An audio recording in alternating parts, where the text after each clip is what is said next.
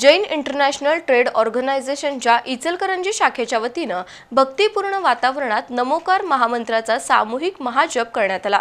या उपक्रमात 4000हून अधिक भाविकांनी सामूहिकपणे 108 वेळा महामंत्र जप केला। त्याचबरोबर अनेकांनी मंदिर घरी हा जप करून उपक्रमात सहभाग नोंदवला। मानवजातीचं कल्याण, परस्पर स्नेहभाव वाढून आध्यात्मिक उन्नती व्हावी, मानवानं पुन्हा शांती समृद्धीच्या मार्गावर मार्गक्रमण करावं या शुद्ध भावातून इचलकरंजी इथं जैन इंटरनॅशनल ट्रेड ऑर्गनायझेशन शाखा आणि एम अशोका ग्रुपच्या वतीनं सामूहिक नमोकार महामंत्र जपाचं आयोजन करण्यात आलं होतं। इचलकरंजीतील नामदेव भवन मैदानावर झालेल्या या उपक्रमात शहर आणि परिसरातील 4000हून अधिक भाविक उपस्थित राहून नमोकार मंत्राचा 108 वेळा महाजप केला। यावेळी दिल्लीतील मुख्य समारंभात बोलताना पंतप्रधान नरेंद्र मोदी यांचं थेट प्रक्षेपण करण्यात आलं। त्यांनी नमोकार मंत्राचं महत्त्व विशद करत त्याला विकसित भारताचं प्रतीक संबोधलं।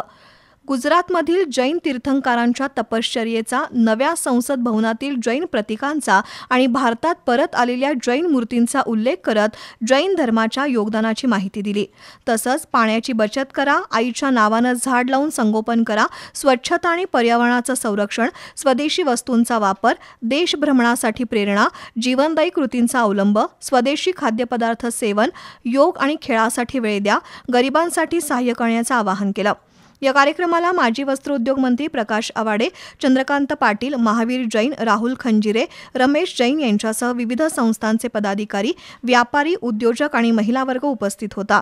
कार्यक्रमाच्या यशस्वीतेसाठी प्रकल्प प्रमुख मनीष मुनोत, अध्यक्ष महावीर बागरेचा, मुकेश पुनमिया, जितेंद्र छाजेड, युवा आघाडीचे मयंक बागरेचा, महिला आघाडीच्या अध्यक्षा रजनी जैन, जयश्री जोगड, उषा बोहरा, शैली जैन यांनी परिश्रम घेतले।